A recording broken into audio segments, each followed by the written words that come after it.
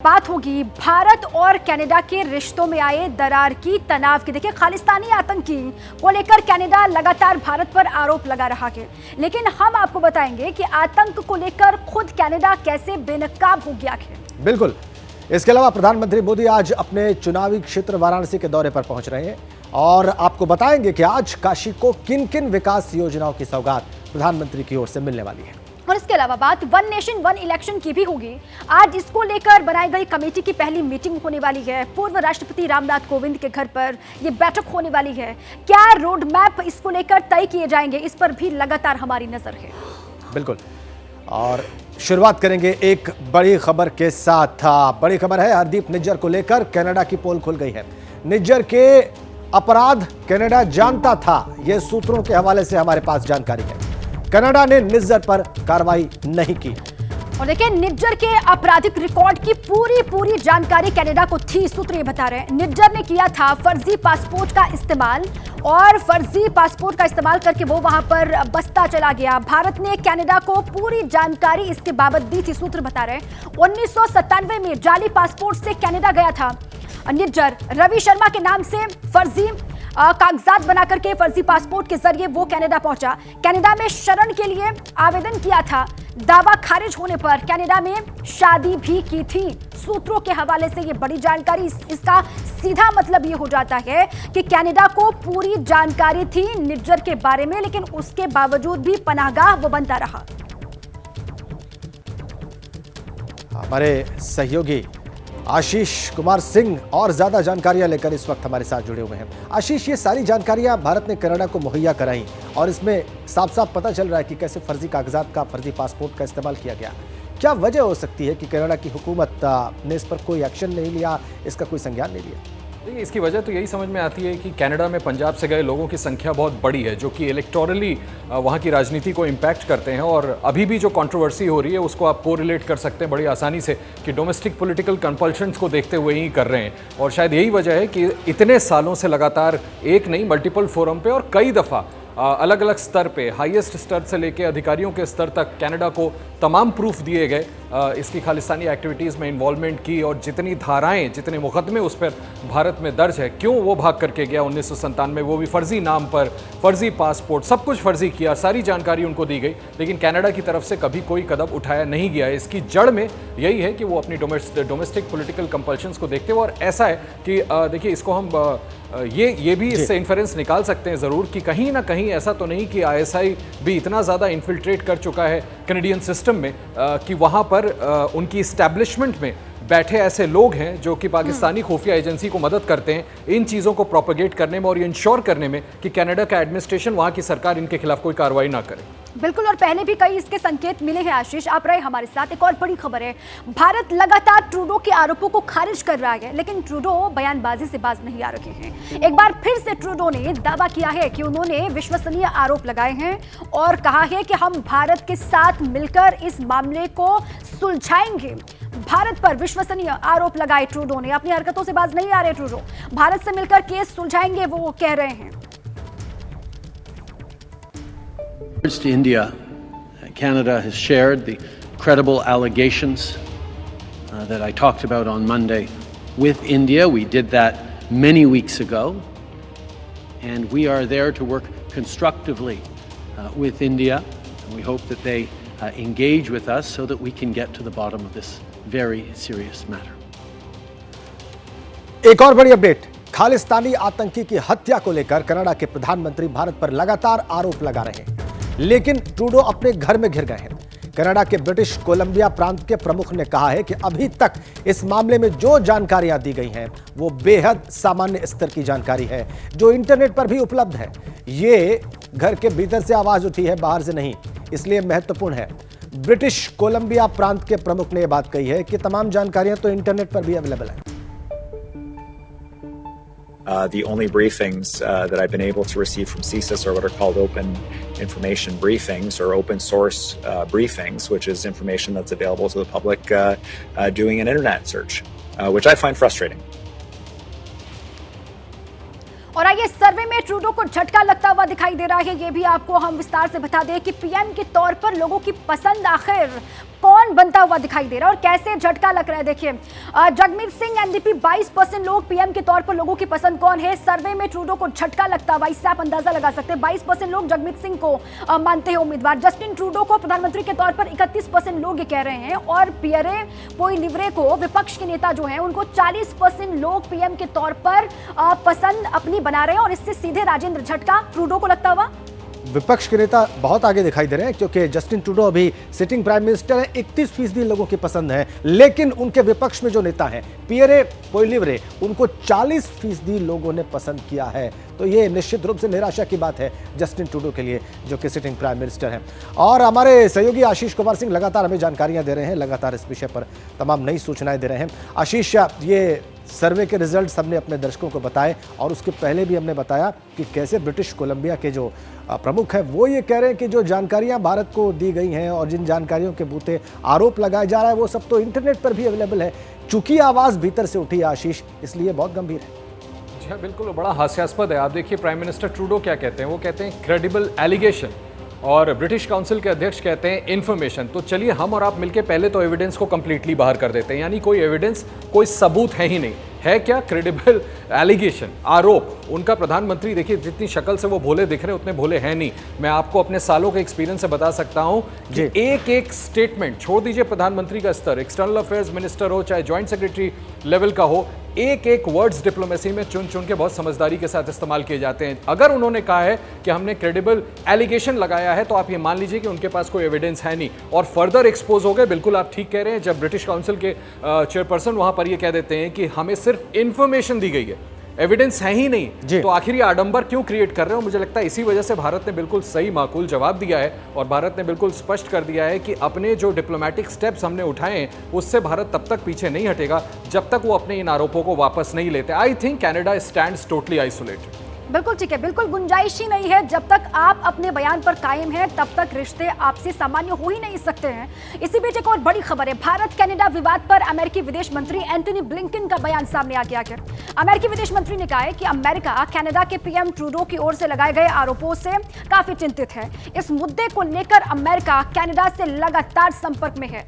अमेरिकी विदेश मंत्री ने कहा कि हम इस पूरे ही मामले में जवाबदेही चाहते हैं और ये बहुत जरूरी है कि इसकी जांच अपने तरीके से चले और नतीजा भी सबके सामने निकल करके आए। We are deeply concerned about the allegations that Prime Minister Trudeau has raised. We have been consulting throughout very closely with our Canadian colleagues, and from our perspective, it is critical that the Canadian investigation proceed, and it would be important that India work with the Canadians on this investigation. We want to see accountability, and it's important that the investigation run its course and lead to that result. America के विदेश मंत्री की बात आपने सुनी और एक और बड़ी अपडेट आपको दे दें, भारत और कनाडा के बीच विवाद में अब पाकिस्तान भी कूद पड़ा है। पाकिस्तान के प्रधानमंत्री ने खालिस्तानी आतंकी की हत्या को दुर्भाग्यपूर्ण बताया है। ये वही पाकिस्तान है जहां पर आतंकी फलते फूलते हैं और जो आतंकियों की पनाहगार है वही पाकिस्तान ये बात कह रहा है। तो देखिए भारत और कनाडा के बीच में जो कूटनीतिक विवाद चल रहा है इसमें पाकिस्तान बेवजह कूद पड़ा है। अब भारत ने साफ तौर से कह दिया कि आप अपनी कंगाली पर ध्यान दीजिए, भारत की बात मत कीजिए। देखिए कनाडा में आईएसआई का प्लान क्या है वो आपको जल्दी से बता दें। खालिस्तानियों को फंडिंग, खालिस्तानियों के पास डिप्लोमेट्स की डिटेल्स और भारत के खिलाफ बयानबाजी के लिए उकसाना। बिल्कुल, ये आईएसआई का प्लान है। उसका एक और हिस्सा आपको बताते हैं, खालिस्तानी नेताओं से मीटिंग।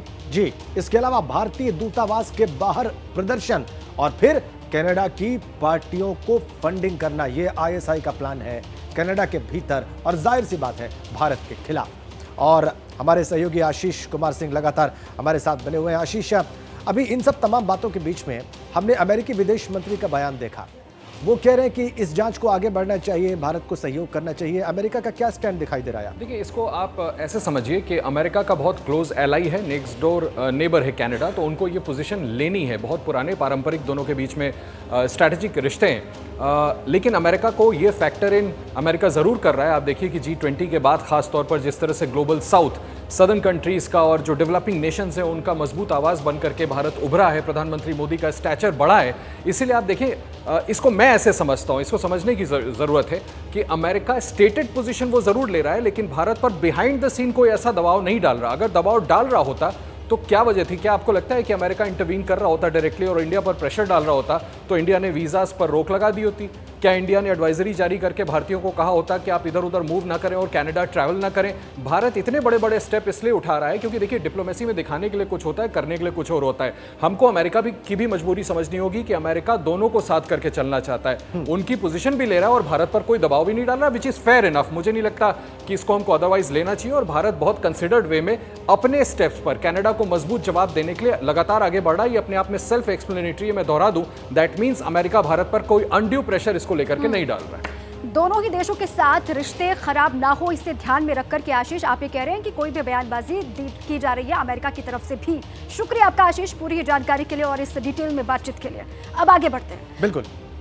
प्रधानमंत्री नरेंद्र मोदी आज अपने संसदीय क्षेत्र वाराणसी के दौरे पर जा रहे हैं। प्रधानमंत्री पूर्वांचल के पहले और उत्तर प्रदेश के तीसरे अंतर्राष्ट्रीय क्रिकेट स्टेडियम का शिलान्यास करेंगे। और देखिए, पीएम 5000 महिलाओं से सीधा संवाद भी करने वाले हैं। इसके साथ वाराणसी समेत प्रदेश के 16 अटल आवासीय विद्यालयों का लोकार्पण भी करेंगे पीएम मोदी। साथ ही पीएम मोदी काशी संसद सांस्कृतिक महोत्सव 2023 के समापन समारोह में भी शामिल होने वाले हैं। तो आज अपने संसदीय क्षेत्र वाराणसी के दौरे पर प्रधानमंत्री नरेंद्र मोदी सीधा आपको वाराणसी ही लिए चलते हैं। वहां पर मौजूद हैं हमारे सहयोगी वीरेश पांडे। वो वहां की तस्वीरें भी दिखाएंगे और बताएंगे प्रधानमंत्री के सारे कार्यक्रम के बारे में और उससे जुड़ी विशेषताओं के बारे में। वीरेश, देखिए, नारी शक्ति वंदन अधिनियम बिल को राज्यसभा और लोकसभा से पास होने के बाद प्रधानमंत्री नरेंद्र मोदी अपने संसदीय क्षेत्र में आ रहे हैं। यूं तो 1565 करोड़ रुपए की सौगात प्रधानमंत्री वाराणसी में देंगे, लेकिन इस बार की सौगात बेहद खास है। 451 करोड़ रुपए से यूपी के तीसरे अंतर्राष्ट्रीय क्रिकेट स्टेडियम का निर्माण होना है। और ये निर्माण इस लिहाज से महत्वपूर्ण है कि अगर मैं कल बनारस के बहुत सारे लोगों से बात कर रहा था राजेंद्र, उनका कहना था कि प्रधानमंत्री आते हैं, हजारों करोड़ रुपए की सौगात देते हैं, लेकिन गुरु इस बार का सौगात बहुत महत्वपूर्ण है। इस लिहाज से महत्वपूर्ण है कि वाकई जब निर्माण होता है तो उसके पहले विध्वंस होता है और बहुत सारी चीज़ें यहाँ होती हैं। जो बनारसी हैं वो अपने ठेठ अंदाज में इसकी आलोचना भी करते रहे हैं कि ये होगा, वो होगा, ये टूट है, वो फूट है, लेकिन इसका सभी बड़े मन गदगद होके वो कह रहे हैं कि जब अंतर्राष्ट्रीय क्रिकेट स्टेडियम बन जाएगा तो यहाँ Australia, England, West Indies, Bangladesh, Pakistan, Sri Lanka से अंतर्राष्ट्रीय खिलाड़ी आएंगे और जो काशी का वैभव है वो विश्व फलक पर और चमत्कृत होगा। और इस लिहाज से वो बाबा का दर्शन करेंगे, तमाम विदेशी आएंगे, पर्यटन बढ़ेगा, होटल और रहने के सुविधाओं का उत्थान होगा और तमाम विकास होगा। तो इनका ये मानना है कि इस जो 30 एकड़ में बन रहा है, यूं तो प्रधानमंत्री बनने के बाद ये प्रधानमंत्री की 31वीं यात्रा है और ये यात्रा बेहद अहम है। और जिस तरीके से महिला आरक्षण को पास किया गया है उसके बाद से भव्य स्वागत प्रधानमंत्री का होगा। अघोषित रोड शो की मैं बात कर रहा हूं। अघोषित रोड शो, जब प्रधानमंत्री यहां से उड़कर पुलिस लाइन जाएंगे और हेलीकॉप्टर से उतरेंगे, उसके बाद से एक रोड शो अघोषित है, यानी जो महिला मोर्चा। सचिन तेंदुलकर जब पहुंचे, हालांकि उनसे रिएक्शन की कोशिश की गई, वो कुछ बोलते हुए दिखाई नहीं दे रहे हैं। वो आज के इस कार्यक्रम में शामिल होने वाले हैं जिसमें पीएम मोदी पहुंचेंगे। तस्वीरें सचिन तेंदुलकर, मास्टर ब्लास्टर, और वो अंतर्राष्ट्रीय क्रिकेट स्टेडियम के इस उद्घाटन के अवसर पर पहुंच रहे हैं। और कौन कौन से क्रिकेटर पहुंच रहे हैं वो भी हम आपको दिखा रहे हैं। रोहित बिन्नी, इसके अलावा सचिन तेंदुलकर के अलावा सुनील गावस्कर, रवि शास्त्री, ये बड़े नाम भारतीय क्रिकेट के। राजीव शुक्ला जो कि उपाध्यक्ष हैं बीसीसीआई के, इसके अलावा जय शाह जो कि अध्यक्ष हैं। तो ये सभी महत्वपूर्ण लोग क्रिकेट जगत से जुड़े हुए पहुंच रहे हैं आज इस विशेष अवसर पर। आगे बढ़ेंगे एक बड़ी खबर के साथ, एक बड़ी अपडेट के साथ। वन नेशन वन इलेक्शन पर आज पहली बैठक होने जा रही है। एक साथ चुनाव की संभावनाओं पर इस बैठक में मंथन होगा और यह बैठक होगी सुबह 11 बजे। रामनाथ कोविंद पूर्व राष्ट्रपति के आवास पर यह बैठक होगी, जो इस समिति के अध्यक्ष हैं। उनके साथ इस बैठक में होंगे भारत के गृह मंत्री अमित शाह और कानून मंत्री अर्जुन राम मेघवाल। लॉ सेक्रेटरी भी इस बैठक में शामिल होंगे। तो यह महत्वपूर्ण बैठक और यह बड़ी अपडेट इस वक्त की। और इसी पर हमारे साथी आशीष कुमार सिंह जुड़े हुए हैं, सीधे उन्हीं का रुख कर लेते हैं। आशीष, ये एक देश एक चुनाव को लेकर पहली बैठक है जो आज होने जा रही है, क्या कुछ बैठक में हो सकता है, क्या संभावनाएं और इसको लेकर डिटेल्स? देखिए, ये बड़ा महत्वपूर्ण है क्योंकि बहुत स्पेकुलेशन हो गया था इसको लेकर के कि इसी संसद के दौरान ही इसको कहीं सदन के सामने ना रख दिया जाए। वैसा नहीं हुआ, लेकिन रामनाथ कोविंद ने पहले ही, आपको याद होगा, उन्होंने कहा था कि जो पहली कमेटी की बैठक होगी वो 23 तारीख को होगी। 8 मेंबर्स हैं, 8 सदस्य हैं, उनका आपने नाम लिया जो सभी लोग इसमें शामिल होने वाले हैं। जहां तक हमें जानकारी है, जो टर्म्स ऑफ रेफरेंस है उसके मुताबिक यही समिति ये तय करेगी कि जो कॉन्स्टिट्यूशनल अमेंडमेंट्स की इसमें ज़रूरत है, क्या उसका रैटिफिकेशन स्टेट्स के जरिए भी कराया जाना ज़रूरी होगा कि नहीं होगा, और किस तरह से इसको कार्यान्वित करेंगे, चाहे पार्लियामेंट में पार्लियामेंट्री इलेक्शंस को लेकर के, या असेंबलीज के इलेक्शंस को लेकर के, या फिर पंचायत को इलेक्शंस को लेकर के। तो कॉम्प्लेक्स है, और जिस तरह से ऑपोजिशन ने इस पर अपना स्टैंड साफ किया था, खास करके अगर मैं प्रिंसिपल ऑपोजिशन पार्टी के सबसे बड़े लीडर राहुल गांधी की बात करूं, तो उन्होंने कहा था कि ये जो फेडरल स्ट्रक्चर है उस पर हमला है। So much so that Adhir Ranjan Chaudhary ने अपना नाम कमेटी से वापस ले लिया था इन प्रोटेस्ट। तो चुनौती ज़रूर है, लेकिन ये सारी चीज़ें हैं जिसका आकलन करना है और एक निष्कर्ष पर पहुंचना इस कमेटी की, जिसकी ऑल इंपॉर्टेंट आज पहली बैठक होनी है। बिल्कुल, और लगभग सारे विपक्षी दलों ने इस आइडिया का विरोध किया है, यह भी सच है। बहुत धन्यवाद आशीष आपका। नारी शक्ति वंदन अधिनियम पारित हो चुका है और अब इतिहास रच दिया है भारत ने। इस पर बात करने के लिए हमारे साथ हैं हरदीप सिंह पुरी, जो इस समय पेट्रोलियम एंड नेचुरल गैस के मिनिस्टर, और उसके साथ अर्बन अफेयर्स डेवलपमेंट भी। सर, ये बताएं कि इस बार सबसे महत्वपूर्ण क्या है? इस बिल के पारित होने से भारत ने ऐसे कौन सा इतिहास रच दिया जिसे इतिहास के पन्नों में भी गर्व से देखा जाएगा? देखिए, भारत में नहीं, सिर्फ दुनिया भर में जब भारत जैसा देश, जिसकी 140 करोड़ आबादी हो, जिसकी जनसंख्या 140 करोड़ हो, और वो ऐसा महत्वपूर्ण ऐतिहासिक फैसला लेती है उस देश की लेजिस्लेचर कि आप एक ऐसा कदम उठाते हैं जिसमें महिला शक्ति, नारी शक्ति, महिला सशक्तिकरण नहीं है, this is something much bigger, reservation और doing somebody a favour, you are acknowledging something far more basic.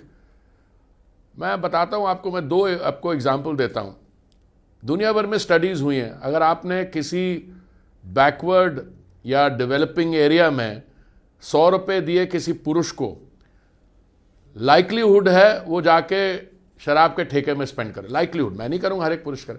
आपने 100 रुपये दिए महिला को, तो महिला will go and buy food for the children. This is one extreme.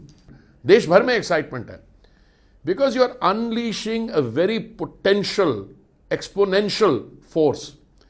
Women representation का मतलब है कि जो हमारी डिलिमिटेशन जब बंद होगी, जो डिलिमिटेशन का पीरियड एंड होगा 2026 में, उसके बाद जो अभी के सेंसस पे जो चुनाव होगा उसमें 33.33% ऑफ सीट्स वो they will be reserve for women. Not they will, so the women will come and they will be part of the decision making.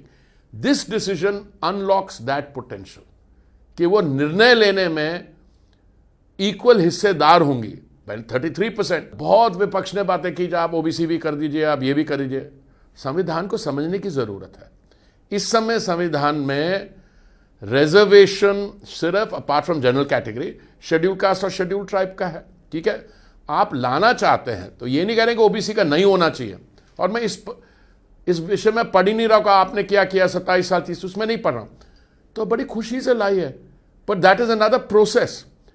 फिर क्या इसका डिले क्यों हो गया? डिले इसलिए हुआ कि there is a deadlock, there is a freeze on delimitation. 2026 के पहले आप कर नहीं सकते।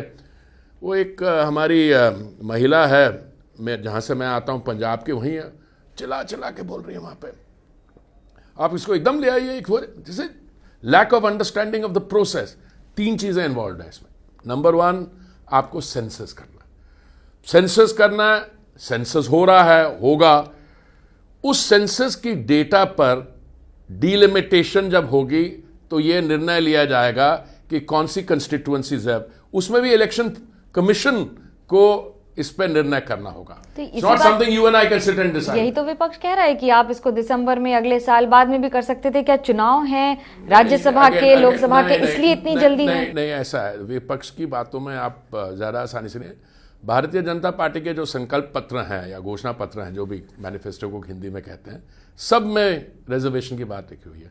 आप ये बताइए, 30 साल से ये मुद्दा चल रहा है और हमारे यहाँ प्रॉब्लम ये रही है कि जिसने भी ये मुद्दा लाया अब से पहले, दे पेड लिप सर्विस, और लिप सर्विस के बाद ये आगे बढ़ाना ही नहीं चाहा है। ये Modi ji is the only one जिन्होंने इस चीज को, he took it right up front. 9 साल पहले जब मोदी जी ने दायित्व संभाला तो हमारी बहनों की, हमारी महिलाओं की क्या स्थिति थी?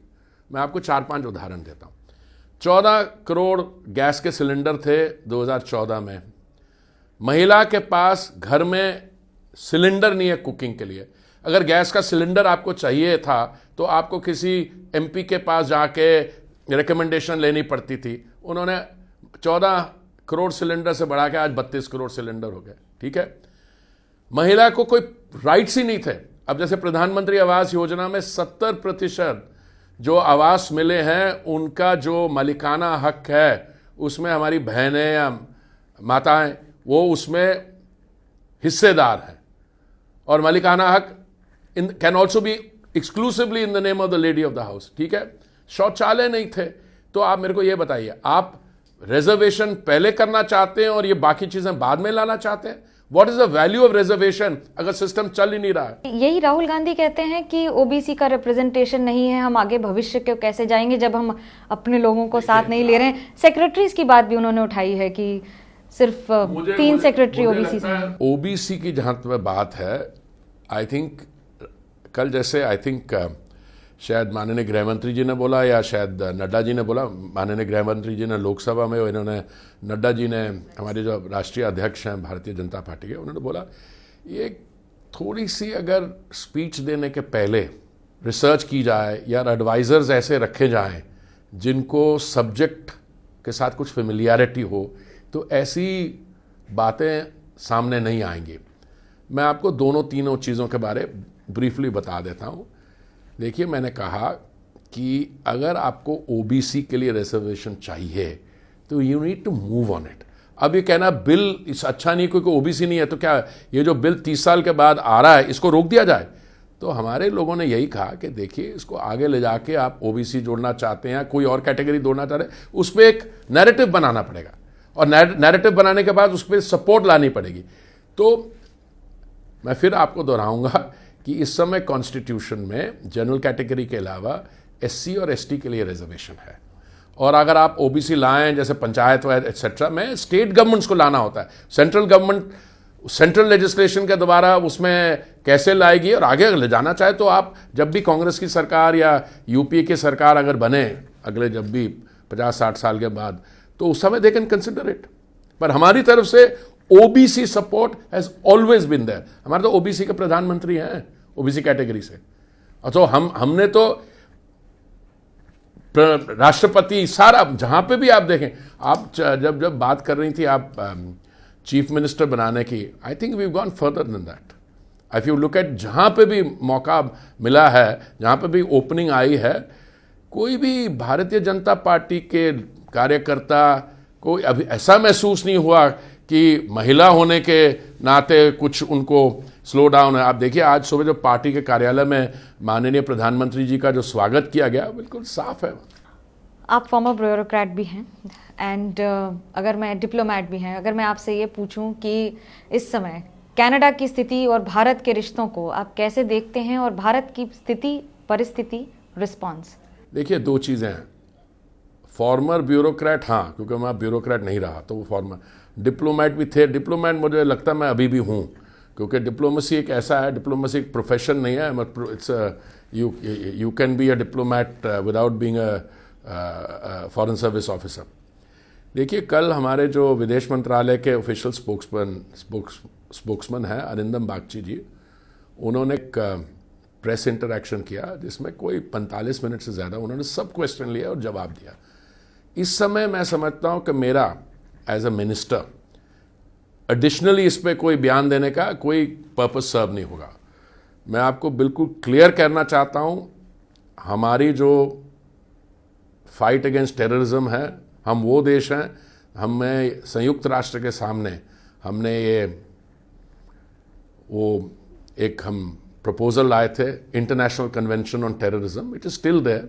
कुछ लोगों ने उसका साथ नहीं दिया, इसलिए नहीं दिया क्योंकि उनकी जो परिभाषा है कि who is a terrorist, one man's terrorist is another man's freedom fighter, नहीं आया। बट हमारी टेररिज्म के खिलाफ बहुत क्लियर स्टैंड है, और ये कहीं भी ऐसे हो तो हम उस पर अपने स्टैंड को डाइल्यूट नहीं करेंगे। जहाँ तक कनाडा की बात है, बागची जी ने ऑलरेडी सारे क्वेश्चन आंसर किए और आने वाले समय पे डिपेंडेंट। पर मैं आपको एक चीज़ बताना चाहता हूँ, मुझे 6 साल हो गए as a member of Modi ji team.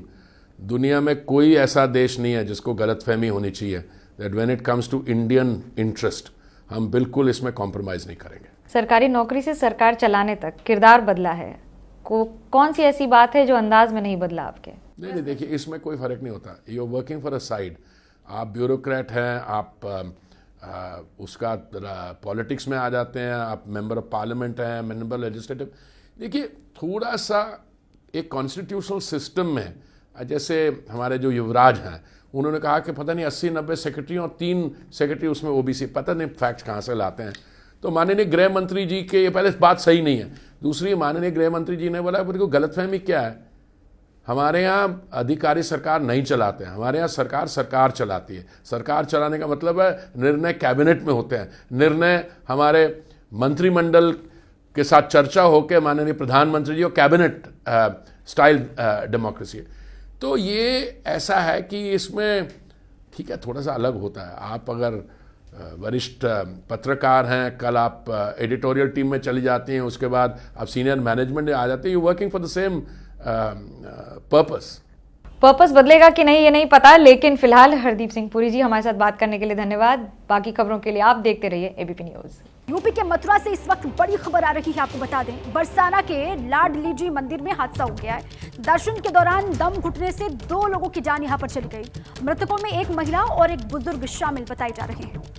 मृत महिला की पहचान हो गई है, वहीं बुजुर्ग की अभी तक पहचान नहीं हो पाई है।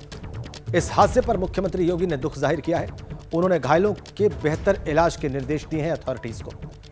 बरसाना के लाडली जी मंदिर में हादसा हुआ है। हमारे संवाददाता अनिल सारस्वत फोन लाइन पर जुड़े हुए हैं। अनिल, यह हादसा कैसे हुआ? जी मैं आपको बता दूं, बरसाना में आज राधाष्टमी का जन्म सुबह तड़के राधा रानी जी लाडली जी हैं, बरसाना की ब्रज की राधा रानी कही जाने वाली, उनका जन्म आज सुबह तड़के हुआ था। तो वहां पर ये जो जन्म के गवाह बनने के लिए, जन्म को वहां पर देखने के लिए तो लाखों की संख्या में जो श्रद्धालु हैं वो लाडली जी मंदिर बरसाना में पहुंच रहे हैं, जिसके चलते यहाँ पर बताया जा रहा है, अभी तक मिली जानकारी के अनुसार कि 2 श्रद्धालुओं की यहाँ पर भीड़ के दबाव के चलते दम घुटने से मौत बताई जा रही है। और यह भी बात सामने आ रही है कि यह बीमारी से भी यह श्रद्धालु पीड़ित थे। मृतक महिला है, उसको मधुमेह की बीमारी थी, उसके परिजन यहाँ पर उसके साथ हैं, और एक बुजुर्ग है, उसकी भी यहाँ पर मौत हुई है। तो कुल मिलाकर 2 श्रद्धालुओं की मौत हुई है। यहाँ पर भीड़ की अगर बात की जाए तो यहाँ पर बहुत काफी संख्या में, लाखों की संख्या में श्रद्धालु लाडली जी मंदिर पहुंचे थे। यहाँ पर अपनी राधा रानी के जन्म के प्रकाशोत्सव के गवाह बनने के लिए यहाँ पर पहुंचते हैं। तो उस समय भीड़ का दबाव इतना बताया जा रहा है और उसकी वजह से यहाँ पर 2 लोगों की मौत बताई जा रही है। लेकिन ये मरने वाले दोनों श्रद्धालु बीमारी से भी पीड़ित बताए जा रहे हैं। जो महिला है उसको मधुमेह की बीमारी थी, जिसके चलते उसकी यहाँ पर मौत, जब उनको हॉस्पिटल ले जाया गया तो उससे पहले उनकी मौत राधाष्टमी का मौका और बड़ी संख्या में श्रद्धालु वहां पर पहुंचे थे। यह हादसा हुआ, 2 की जान चली गई। शुक्रिया आपका पूरी जानकारी के लिए।